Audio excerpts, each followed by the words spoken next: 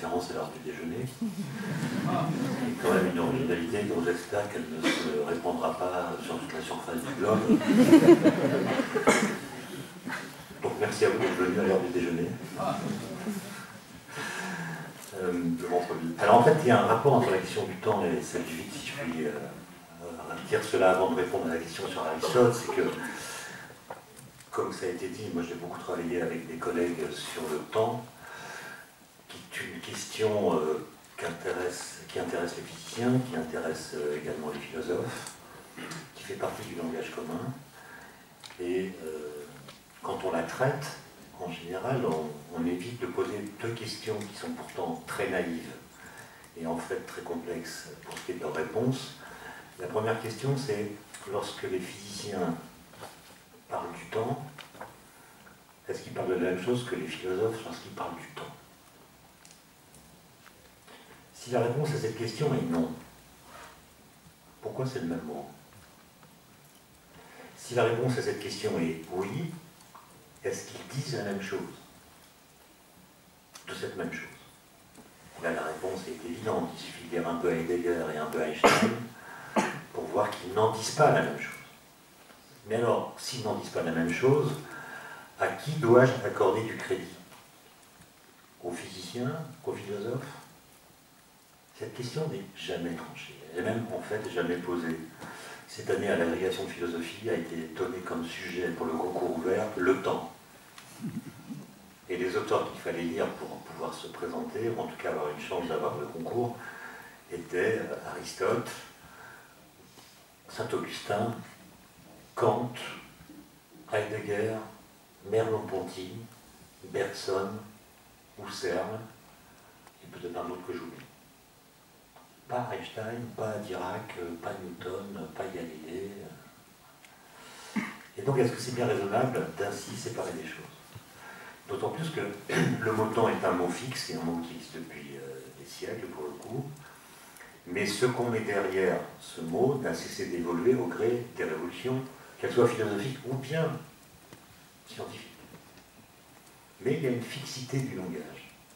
On utilise les mêmes phrases, on répète les mêmes expressions, on insère le mot temps dans les mêmes discours.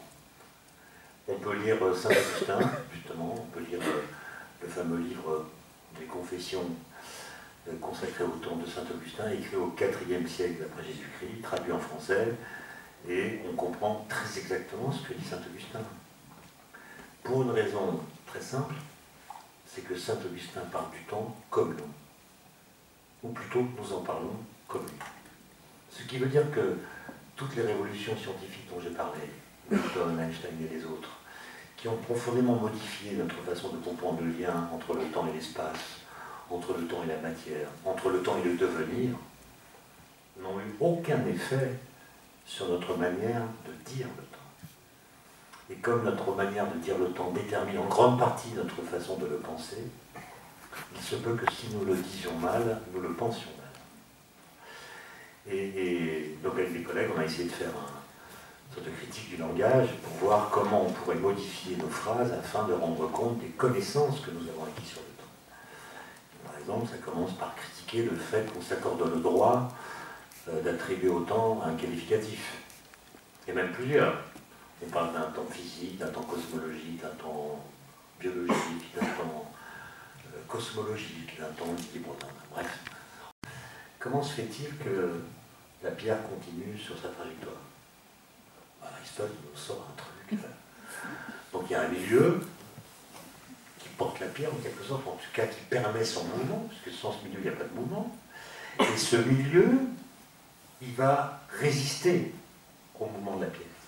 Donc la pierre, elle est freinée par le milieu qu'elle traverse, et en même temps, l'air, si on parle de l'air, va venir par derrière pousser la pierre.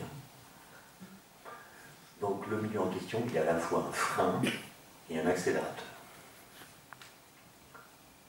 Et sans ce milieu, le vide n'étant pas possible, le mouvement n'étant pas possible, Aristote, critiquant Démocrite, va contester à la fois l'existence de l'atome, que Démocrite avait mis en avant, et le vide lui-même.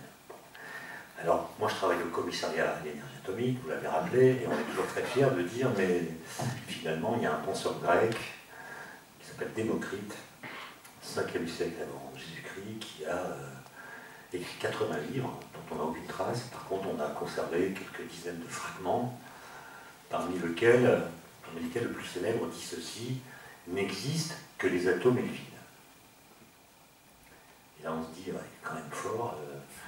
5 siècles avant Jésus-Christ, il a anticipé la physique du XXe siècle, qui démarre en 1905, disons, avec l'idée que l'atome existe, et en plus, il y a un vide que les physiciens sont capables de définir et ils sont capables d'expérimenter avec lui.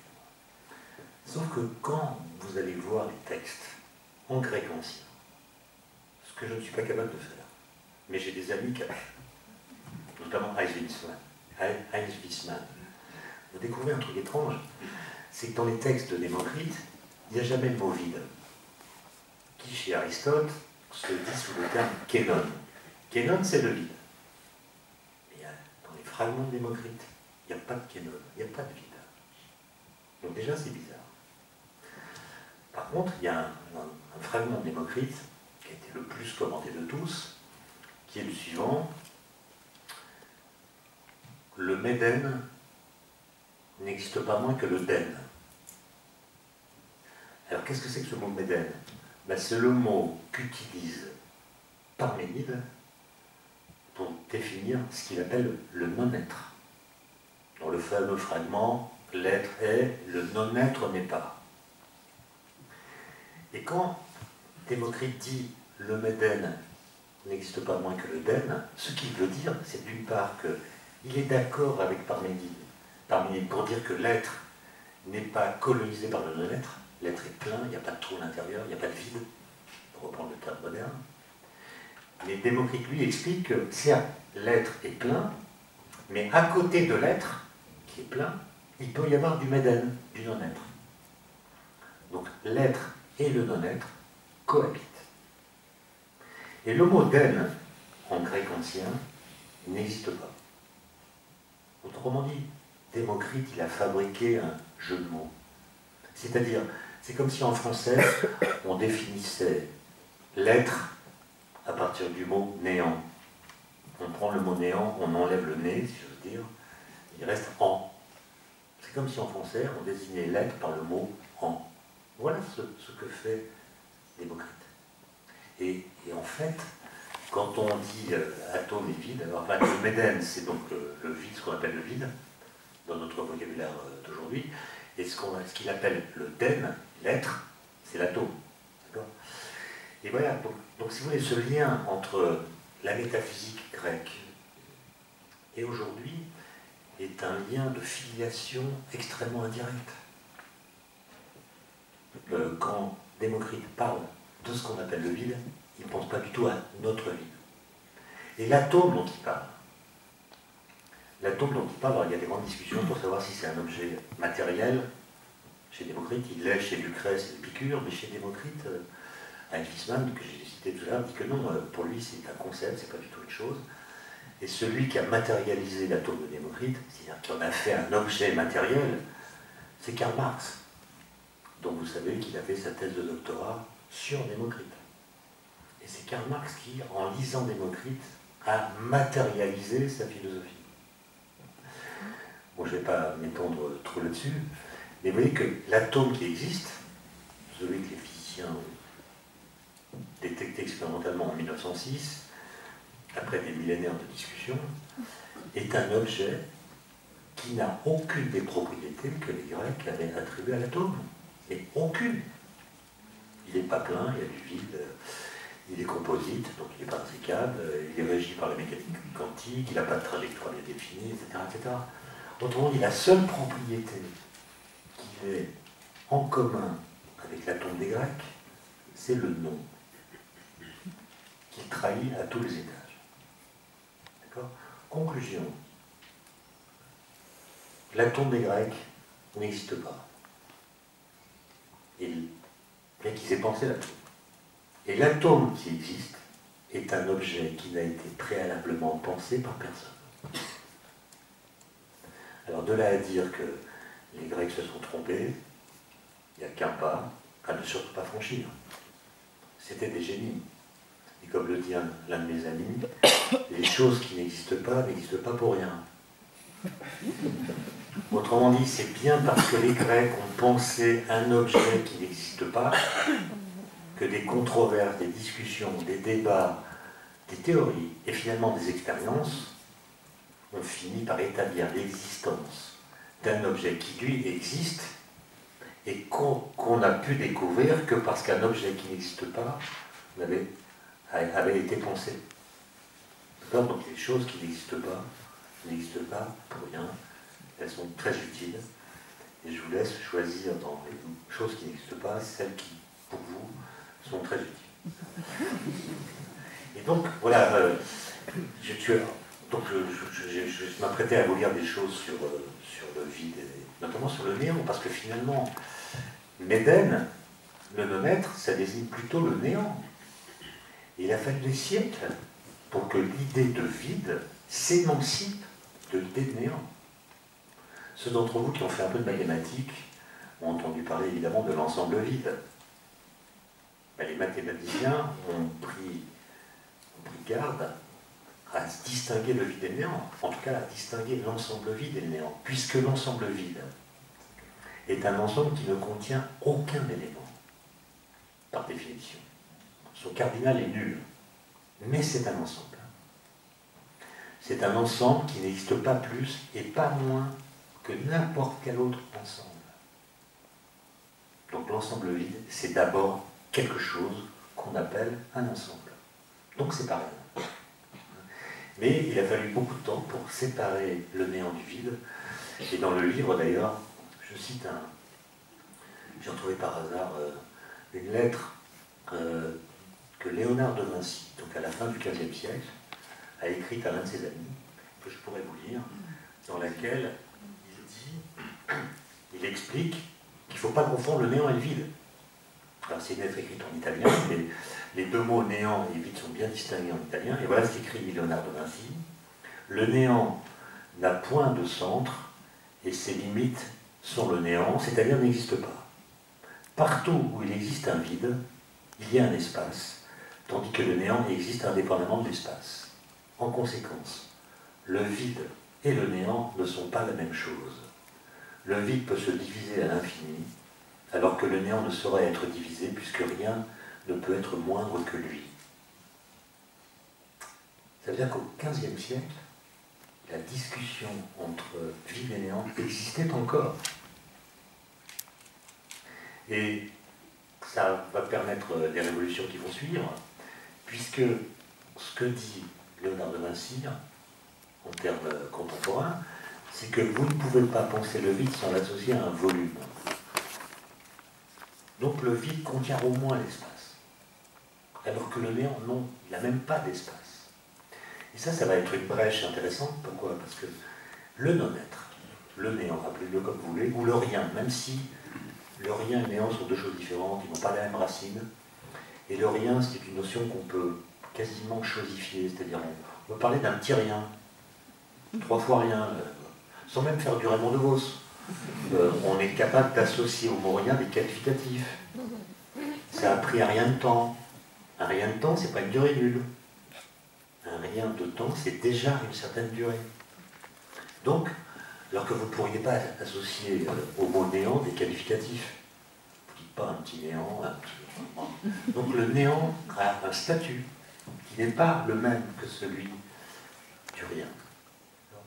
Mais, et c'était remarqué par, même par Ménil de sa même façon, quand il dit que n'existe que ce qui est pensable, le non-être étant impensable, n'existe pas.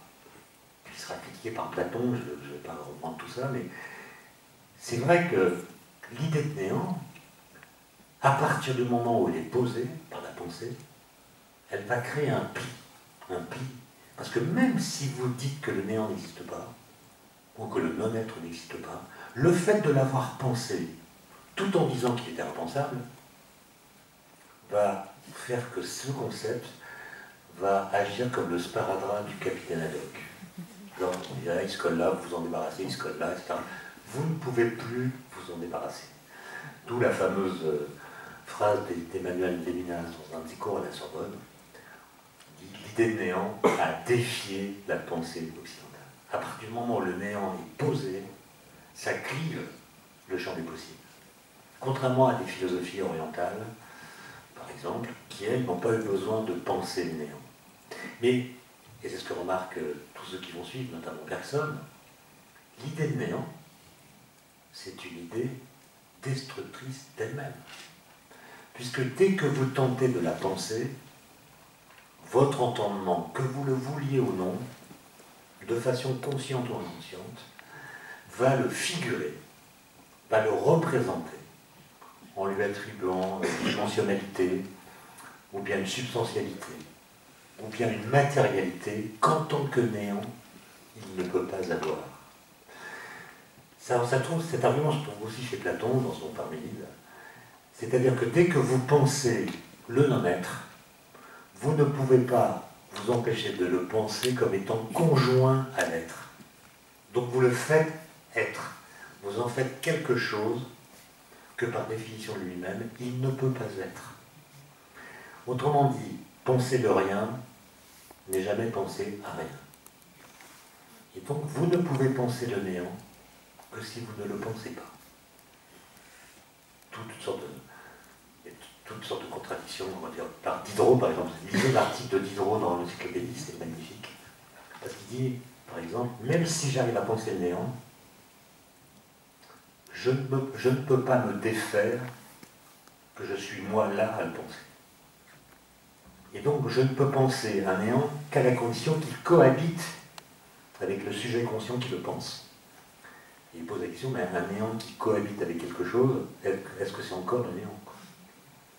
Est-ce que le néant n'a pas vocation, presque par définition, s'il existe, à être seul au monde? Parce que si le néant cohabite avec l'être, est-ce qu'on pourrait dire qu'il n'existe pas du tout? D'où les remarques qu'on pourrait faire sur Sartre. Tiens, j'ai un petit sondage à faire. Soyez honnêtes. Qui dans la salle a lu L'être et le néant de Sartre? En entier. Voilà. Donc je suis le seul. C'est bien ce que je fais. 600 pages. 600 pages. C'est un peu de la gnose. C'est un peu de la gnose. Il y a des fulgurances, mais je ne sais pas ce qu'il a pris à cette époque-là, en 43. C'est de la gnose. Donc, le néant entre l'être, d'accord. Donc, il y a cet exemple-là. On parle de la montagne, l'alpinisme, la peur du vide. On est d'accord que Sartre, comme alpiniste, ça devait être quoi? Ça devait être la montagne Sainte-Geneviève par la face nord, au printemps. Ok? Ouais. Bon. Donc il explique que la peur du vide que ressent l'alpiniste, c'est pas du tout la peur de tomber dans le vide.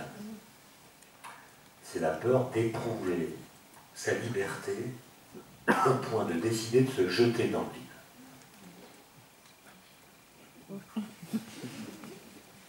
Bon, ceux d'entre vous qui sont allés en montagne savent que cette tentation, à part dans des cas vraiment pathologiques, il n'existe pas. Et puis, cet autre exemple, vous avez rendez-vous avec Pierre, c'est le prénom qu'il choisit, dans un café. Vous allez dans ce café à l'heure dite, vous regardez les tables et vous constatez que votre ami Pierre n'y est pas présent. Conclusion de Sartre, l'absence de Pierre néantise, c'est son terme, néantise le café. Il ne faut quand même pas exagérer. Il ne faut pas exagérer. C'est-à-dire, les mots ont un sens. Et moi, je me suis tapé, si j'ose dire, Heidegger. Alors, Heidegger. Non, c'est bien, il y a des choses intéressantes. Mais cette phrase, l'étang de l'être surgit du néantir du néant. Donc, vous avez le néant dont vous dites qu'il n'existe pas. C'est un truc qui n'existe pas, mais que vous pouvez néantir. C'est un peu la double peine, non? C'est la double peine. Le truc n'existe pas, mais vous pouvez quand même l'annuler. Et est-ce que vous avez le droit de faire du néant le sujet d'un verbe d'action? Est-ce que c'est pas une erreur grammaticale?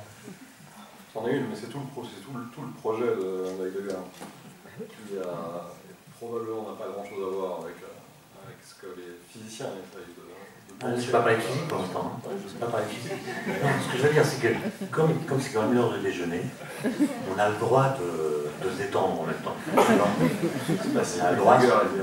Mais ce que je veux dire, c'est que, à partir du moment où vous distinguez le vide du néant, il s'accomplit quelque chose d'absolument décisif. Parce que dans certains dictionnaires de philosophie, par exemple, on trouve cette phrase « le vide, c'est ce qui reste quand on a tout enlevé ». Et vous voyez que ça ne va pas.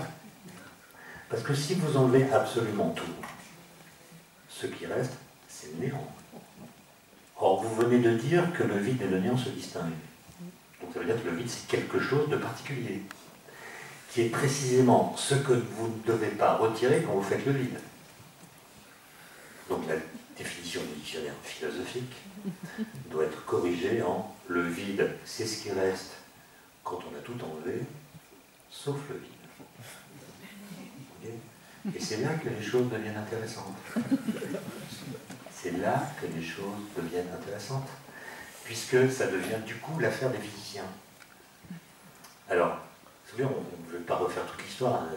Le livre est assez court parce que je ne voulais pas raconter tous les détails, et le livre que j'ai écrit fait 300 pages, et le livre publié en fait 170, parce que justement, mon éditrice voulait qu'il n'y ait pas de gras, qu'il n'y ait pas d'anecdotes, etc., pour aller au fait du truc. Mais vous voyez que vous pouvez discuter l'existence du vide avec toutes sortes d'arguments, philosophiques, théologiques, logiques. C'est ce qui s'est passé pendant presque 2 millénaires. Et puis au XVIIe siècle, il s'est passé un événement qui va trancher une partie de la question. Alors, les arguments philosophiques, ça peut être, même si ce n'est pas exactement sous cette forme chez Aristote, ça sera repris par Roger Bacon au XIIIe siècle, l'idée que la nature a horreur du vide. Et vous voyez que cette phrase, on l'utilise encore aujourd'hui. Hein.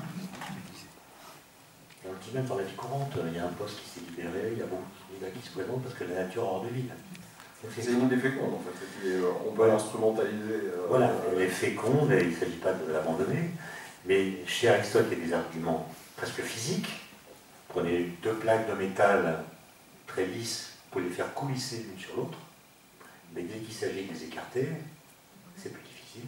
Pourquoi, dit Aristote? Parce que la nature éprouve un sentiment, c'est un sentiment d'horreur pour le vide. Si j'écarte les plaques, du vide va se créer entre les plaques.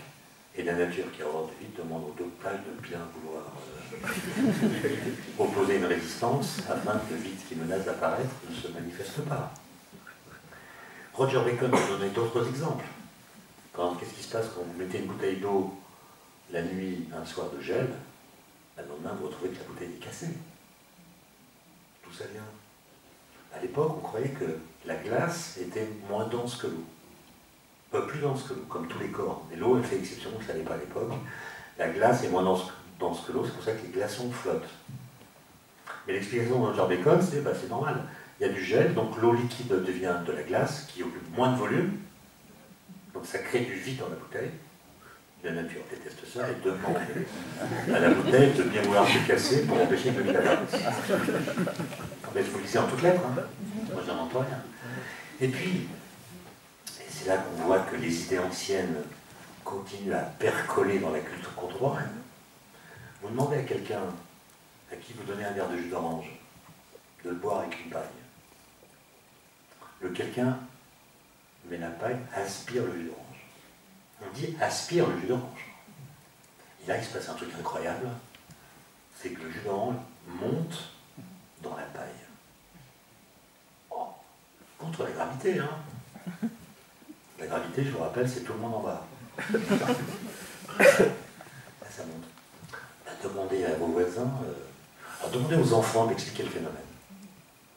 Moi, j'ai fait ça dans une classe de CM2. Ils ont discuté, etc. En petit groupe, pendant 1 heure, ils sont revenus avec l'explication. C'est normal, monsieur, qu'il y ait des petits crochets.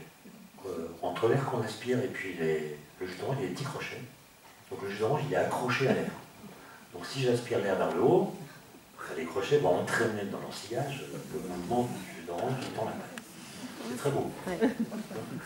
Maintenant, si vous interrogez des gens un peu plus adultes, ils vont vous dire, c'est normal, j'aspire, donc je crée presque du vide dans la paille, et la nature qui aura du vide demande au jus d'orange de l'intérêt. Autrement dit, l'horreur que la nature a pour le vide est un antidépresseur. Dès qu'il y a une dépression qui se manifeste, la nature demande à toute la matière liquide ou solide ou gazeuse alentour de venir boucher le trou pour empêcher que le vide se manifeste. On vit tous avec cette idée. Et ce qui s'est passé, et c'est ça, c'est un événement qui a vraiment coupé l'histoire en deux. En fait, il y a deux étapes, si vous voulez. La première étape, c'est Galilée. Galilée, quand il est jeune, il ne se préoccupe pas de savoir si le vide existe ou pas. D'ailleurs, tout le monde pense que le vide n'existe pas. Tous les doctes le pensent. Et même l'Église catholique, l'Inquisition, interdisent qu'on puisse publier un texte défendant l'existence du vide pour deux raisons. La première raison, c'est que Dieu n'a rien fait qui soit inutile. Or, un espace vide et stérile ne sert à rien, donc Dieu n'a pas pu le faire. Et d'autre part, même s'il l'avait fait, comme il est partout, l'espace en question ne serait pas vide. Et Galilée, lui, se dit, mais les lois du mouvement sont vraiment compliquées. Le mouvement des corps, tel qu'on le voit, c'est vraiment compliqué. Et donc, il a cette idée absolument géniale, qui est de se dire, ce qui m'intéresse n'est pas de savoir si le vide existe ou pas, mais j'ai l'intuition que dans le vide, s'il existait, hypothèse de pensée, les lois du mouvement se montreraient de façon plus simple. Et ensuite, pour comprendre les lois du mouvement hors du vide, je devrais simplement tenir compte des faits dus à la matière qui est présente dans l'espace pour comprendre comment cette matière modifie l'apparence des mouvements. Ça, c'est quand même une idée absolument géniale. Et c'est une idée qui va le conduire à découvrir, sans faire d'expérience, que tous les corps tombent à la même vitesse, dans le vide. Et ça, c'est quand même un coup de génie absolument incroyable. Et comment est-ce qu'il va le découvrir? Alors, il fait quand même des expériences, il fait tomber des pierres dans de la mélasse, il voit qu'elles sont arrêtées, freinées. Dans l'eau, elles sont freinées mais moins, dans l'air moins encore. Donc il se dit, mais si la résistance du milieu était nulle, quelle serait la différence de vitesse entre les pierres les plus massives et les pierres les plus légères? Et comme à l'époque on ne sait pas faire le vide et on ne sait même pas s'il existe, il ne peut pas faire l'expérience. Et donc il ne peut pas prouver ce qu'il dit. Il va le prouver quand même par ce qu'on appelle une expérience de pensée, c'est-à-dire un stratagème intellectuel par lequel on parvient à faire en sorte que le monde décoïncide avec ce qu'il nous montre. C'est ça un truc.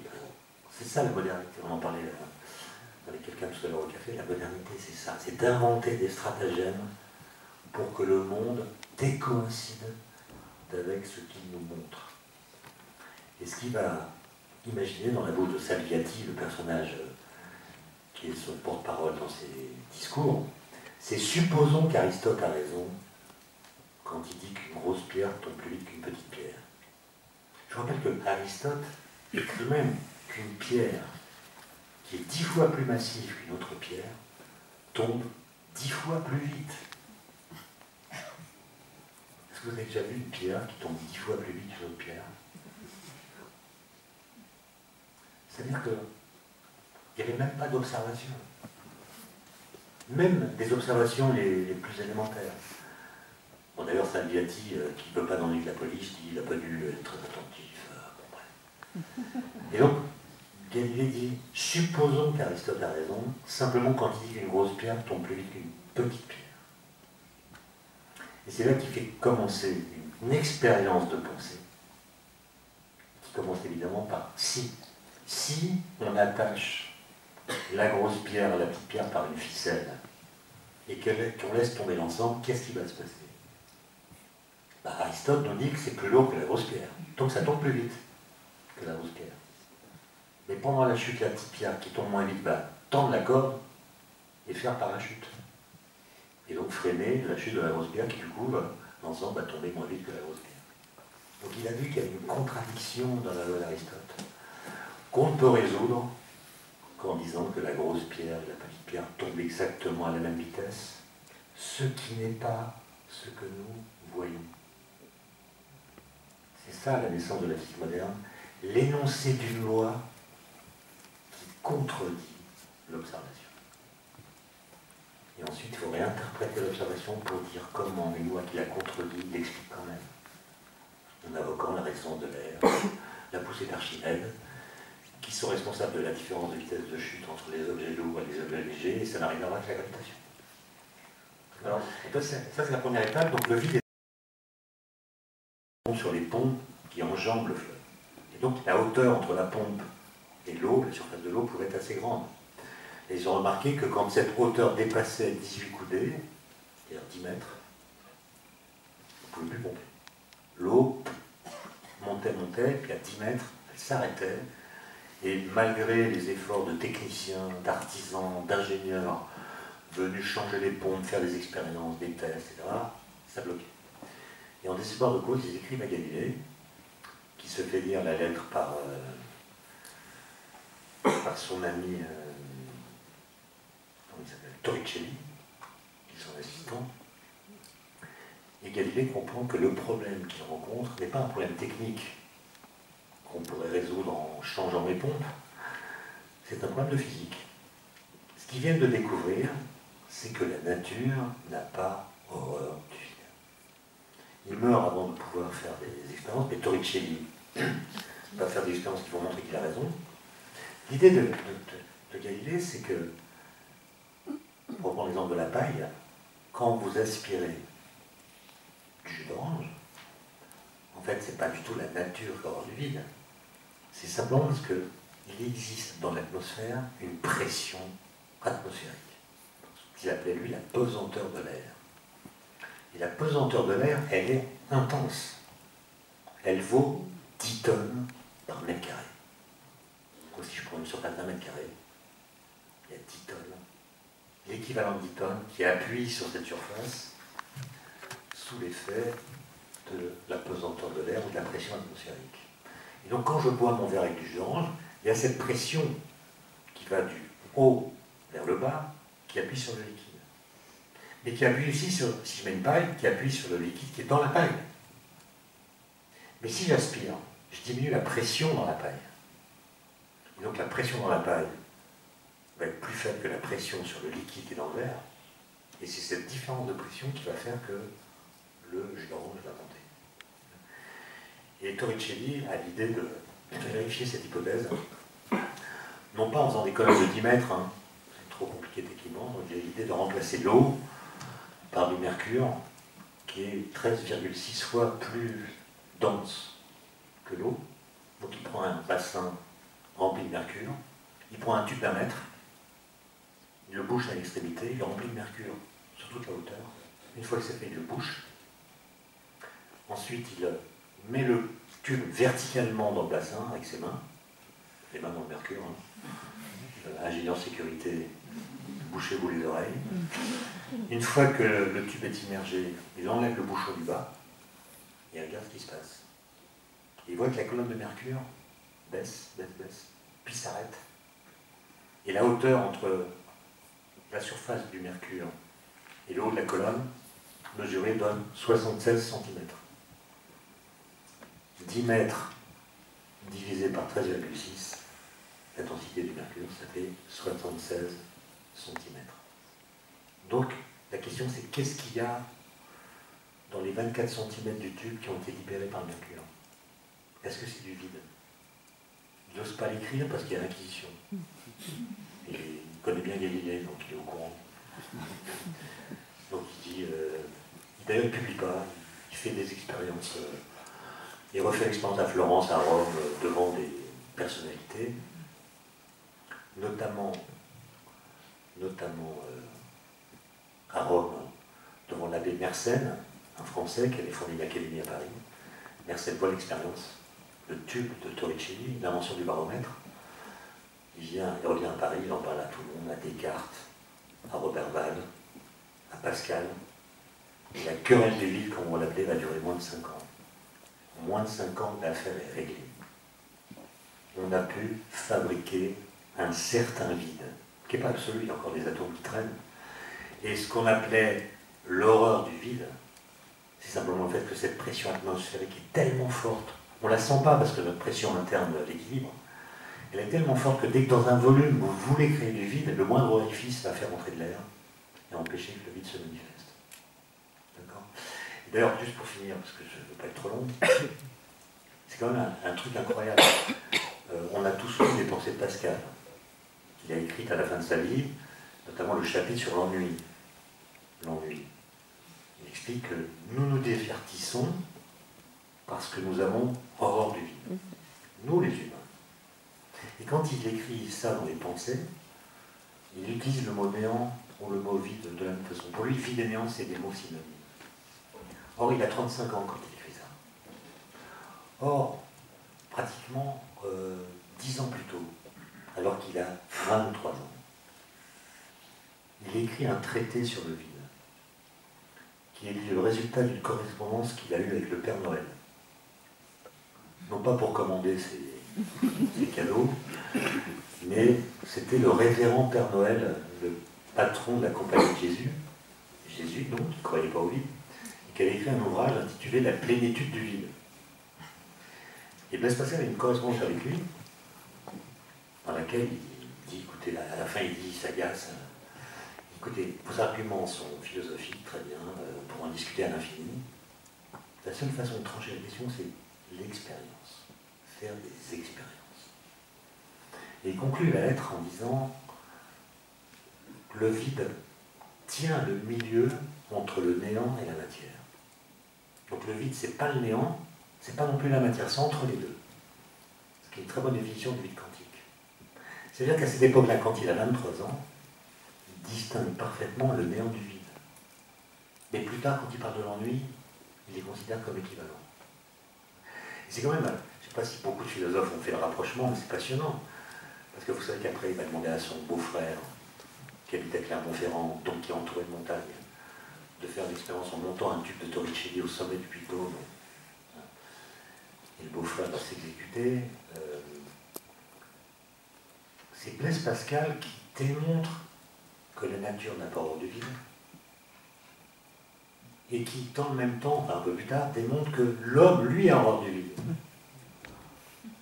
Donc, si on résume, Blaise Pascal démontre que le divertissement est pour les hommes, que nous sommes, l'équivalent de ce qu'est la pression atmosphérique pour la nature. C'est quand même marrant. Pas marrant. Alors, on peut dire... Attends, juste pour dire, ça a des conséquences directes. Parce que ce traité de vie n'a pas été publié, mais il y a quand même des... Est-ce que vous avez lu le texte de Blaise Pascal sur la façon dont les enfants, les nourrissons, têtent la mamelle de leur nourrice? Est-ce que vous connaissez ce texte? Eh bien, Blaise Pascal, qui a fait l'expérience avec son beau-frère du Puy-de-Dôme, puis a refait l'expérience à Tour Saint-Jacques à Paris, en montrant que la colonne de Mercure a une hauteur qui diminue avec l'altitude, donc il y a moins de pression dans l'atmosphère quand on monte qu'il y en a en bas, explique dans un texte incroyable ce qui se passe quand un nourrisson tète le lait de sa mère ou d'une nourrice. Il dit, on dit qu'on aspire le lait, mais on n'aspire rien du tout. On n'aspire rien du tout. C'est pas une aspiration. C'est simplement que la bouche du nourrisson, par aspiration de l'air qu'elle contient, va créer une dépression. Et si la bouche est connectée au sein, alors la dépression va faire que la pression atmosphérique sur le sein va faire sortir le lait. C'est l'équivalent de la montée du jus d'orange dans la paille. De là à dire qu'un sein est une paille, il y a un pas que je n'ai pas franchi. Et c'est la même physique. Alors, ça veut dire quoi? Ça veut dire que c'est difficile de boire du jus d'orange avec une paille à 6000 mètres d'altitude. Et c'est impossible de téter un sein dans les hauteurs de l'Himalaya. Blaise Pascal, c'est ça. Autre question. Donc, ce vide-là, c'est une sorte d'état fondamental de la matière, dont on dit qu'il contient des particules virtuelles, au sens où si on leur donne l'énergie qui leur manque, elles deviennent réelles. Mais elles sont potentiellement là. Et ce vide quantique, on le connaît bien, on peut expérimenter sur lui. Il y a ce qu'on appelle l'effet Casimir, on peut le chauffer, ça fait sortir des particules comme le boson de Higgs, du vide quantique, etc. Donc vous voyez, et ce que je trouve intéressant, c'est de noter simplement que dès lors que nous avons plusieurs théories cadres en physique, la théorie d'Einstein pour la gravitation, la physique quantique pour les autres interactions, ça pose un petit problème logique, qui est que dès lors que nous supposons qu'il existe plusieurs vides différents, est-ce que ça ne conduit pas à une contradiction, venant du constat que si plusieurs vides coexistent, ça veut dire que l'un d'entre eux contient les autres, et ça veut dire qu'il n'est pas vide.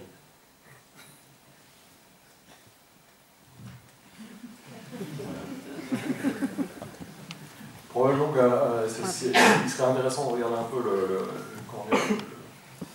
le détail de comment est-ce que les physiciens du XXe siècle ont élaboré cette idée d'une virtualité des particules. Ce qui est très frappant dans ce que vous racontez, c'est cette idée qu'on dit le vide n'est pas vide, ou le vide contient quelque chose, des particules à l'état virtuel, dont on sait qu'elles sont là, parce que si on leur donne de l'énergie, elles vont apparaître. Oui, mais le mot virtuel, il faut juste pour recadrer, il ne faut pas le prendre au sérieux, c'est un problème de traduction. C'est lié à du langage mathématique qui n'a rien à voir avec l'idée de virtualité dans le langage courant. Donc ce sont des particules, en fait, qui sont tout à fait présentes. Donc elles ne sont pas virtuelles, elles sont bien présentes. Mais elles sont flappy. Elles ont moins d'énergie. Elles ont moins d'énergie que leur énergie de masse. Donc Einstein nous a expliqué qu'elle vaut mc². Donc c'est des particules de masse m qui ont moins d'énergie que mc². Donc elles n'ont même pas assez d'énergie pour être complètement réelles. Et ce qu'on peut faire assez facilement avec l'aide des contribuables, c'est construire des accélérateurs de particules sous terre de 27 km de circonférence qui coûtent 3 milliards d'euros. Bah, c'est l'Europe, hein, c'est pas un État tout seul, ça ne coûte rien pour un contribuable européen, c'est l'équivalent d'un expresso par an. Je dis ça pour voir. Et donc, les collisions de protons à haute énergie vont libérer, au moment de la collision, une énorme quantité d'énergie dans un tout petit volume d'espace-temps, dans lequel règne le vide quantique, et les particules qui sont en manque d'énergie vont avaler cette énergie, devenir réelles. Elles vont en plus avaler de l'énergie cinétique, ce qui va leur permettre de sortir du vide quantique et de laisser une trace dans les détecteurs qu'on a installés autour du point de collision pour les observer. Et c'est comme ça qu'on a pu, en 2012, faire sortir du vide quantique des bosons de Higgs qui étaient là potentiellement dans un champ quantique complètement fatigué, et on a pu le réactiver en recréant dans le présent, en 2012, les conditions physiques de l'univers primordial, lorsque l'univers était beaucoup plus chaud et beaucoup plus dense en énergie, à une époque où les bosons de Higgs pouvaient circuler librement à l'état réel, et non plus seulement à l'état, entre guillemets, virtuel. Donc c'est pas une machine à remonter dans le temps, ces accélérateurs, c'est des machines qui recréent dans le présent les conditions physiques du passé, et comme les lois physiques n'ont pas changé, sauf dans les manuels, hein, je ne parle pas des lois de la physique, qu'elles changent, je parle des lois physiques, les vraies.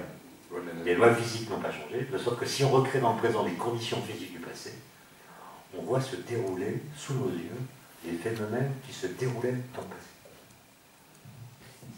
Et alors, à partir de ce moment-là, est-ce que le concept même de vide a un sens en physique quantique? Est-ce qu'on utilise ce concept? Ou est-ce qu'en fait, c'est tous les jours, on traduit... Non, tous les jours. Et il y a des problèmes avec la cosmologie, parce que le vide quantique, d'après certains calculs, doit avoir une énergie colossale qui ne semble pas avoir, parce que l'espace-temps n'a pas la courbure qu'il aurait si le vide quantique avait une énergie qui lui permet de graviter. Mais, et pour vous donner une analogie, comme on est au musée des Beaux-Arts, hein, il n'y a pas très longtemps à Paris, il y a une exposition sur Picasso, Calder et Picasso, autour du vide. Comment est-ce que Picasso s'est représenté le vide et comment Calder s'est représenté le vide. Et je suis allé voir cette exposition et à un moment j'ai eu un choc en voyant une série de 12 tableaux peints par Picasso entre décembre 1945 et mars 1946.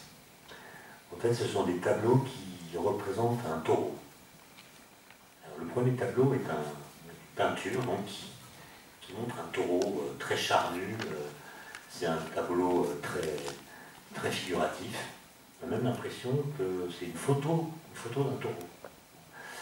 Et une semaine plus tard, il a peint un autre taureau, mais un peu plus décharné, un peu plus épuré, avec des formes moins curvilies, un peu plus géométriques. Et puis, etc. Pendant quelques semaines, il a régulièrement produit un nouveau tableau du même taureau, mais à chaque fois un peu plus débarrassé de sa graisse ontologique. Et à la fin, il y a non plus un tableau, mais un dessin qui contient à peu près 12 traits curvilignes. Et si par la pensée vous imaginez que vous supprimez un seul de ces traits, vous ne pouvez plus reconnaître que c'est un taureau. Il y a une information essentielle qui est perdue. Mais quand les 12 traits sont là, vous dites tiens, c'est un taureau. C'est un taureau abstrait. Et donc on pourrait dire qu'il a peint la tauroïcité du taureau. Il y a d'essentiel dans le taureau. Le vide quantique, c'est ça. Le vide quantique, c'est l'équivalent de ce dernier tableau. C'est-à-dire, c'est le minimum de matière qui doit être décrit pour que toute la matière qui existe soit pensable. C'est le prologue. C'est exactement ce que dit Blaise Pascal dans sa phrase. C'est le milieu entre le néant et la matière. C'est pas le néant parce qu'il y a l'espace-temps plus la matière dans ces états de grande fatigue. Et puis potentiellement, pour peu que vous donniez de l'énergie à celui quantique, toute la matière telle que nous la connaissons se déploie. Il ne manque rien, sinon l'énergie.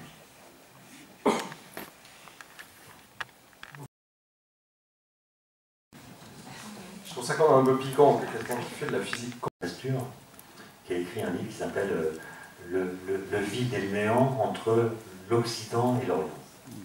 Et il explique que par exemple la philosophie taoïste ou d'autres philosophies n'ont jamais posé la question de l'être dans les termes de Parménide, et que du coup, ils ont réussi à trouver un lieu intermédiaire, une sorte de transition entre le non-être et l'être, qui s'appelle, je cite Françoise Latour à 2 reprises dans le livre pour évoquer cela, et finalement, si on lit François Julien, pour le coup pour la Chine, lui explique que le langage chinois n'est pas ontologique, les idéogrammes, c'est plutôt un langage qui montre des processus, et que du coup, dans la pensée chinoise, la question de l'origine ne se pose pas.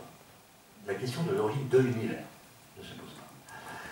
Et donc j'ai vérifié cette hypothèse auprès de physiciens chinois qui travaillent au CERN, parce que le slogan du CERN, c'est avec nos accélérateurs, on va mieux comprendre l'origine de l'univers. Vous montrez ça à un Chinois, qu'est-ce que tu en penses? Et en effet, pour lui, ça n'a aucun sens. Ça n'a aucun sens parce que le Big Bang n'est pas une singularité, c'est pas un événement pur, c'est une transition entre l'avant et l'après, une transition de phase. Et donc les Chinois que j'ai rencontrés, c'est une petite statistique par rapport à la population chinoise, c'est des physiciens, ils m'ont dit qu'en effet, dans la pensée chinoise, la question de l'origine ne se pose pas. Et donc la question qu'on peut poser à partir de ce constat, c'est celle-ci. Est-ce que le fait que nous, occidentaux, nous nous intéressons à la question de l'origine de l'univers, est-ce que c'est par un effet de notre langage, qui par la fabrication de crampes mentales, comme dit Wittgenstein, nous conduit à poser des faux problèmes? Parce que finalement, l'origine de l'univers, pour nous, c'est la transition entre le non-être et l'être. Ça veut dire que l'univers a une origine, c'est supposer qu'il a été précédé par du néant. Pas par du vide, par du néant. C'est évidemment une règle qu'on ne respecte jamais, puisque les gens se battent pour dire l'origine de l'univers c'était ceci, c'était un lac primordial, c'était un océan obscur, c'était un œuf primitif, c'était une quantique, c'était une collision de deux bras, c'était un trou noir avalant un trou de verre, c'était Dieu. Bon, bref. Tout le monde nomme l'origine de l'univers en pensant que s'il nomme la bonne origine, il prend le pouvoir. Or, vous voyez bien qu'il y a une contradiction entre le fait de nommer l'origine de l'univers et le fait de dire qu'il y en a une. Autrement dit, quand vous la nommez, vous l'anéantissez, pour parler comme Heidegger. Ben pourquoi? Parce que ou bien cette chose que vous mettez en amont de toutes les autres a toujours été là.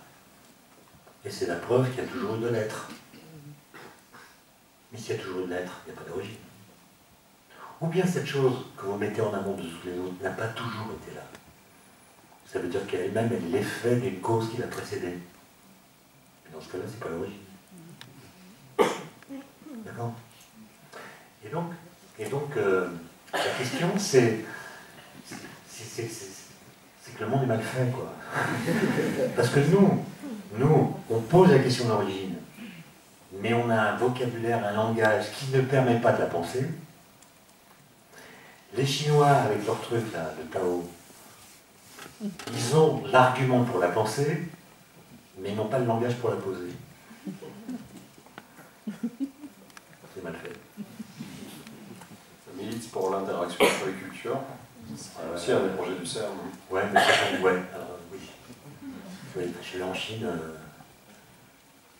Pourquoi ils achètent autant d'avions, de guerre, de porte-avions, de sous-marins? Ça m'inquiète, ça. Qui sont à les attaquer? Personne. Alors pourquoi? Donc je tiens à ce que le dialogue soit pacifique.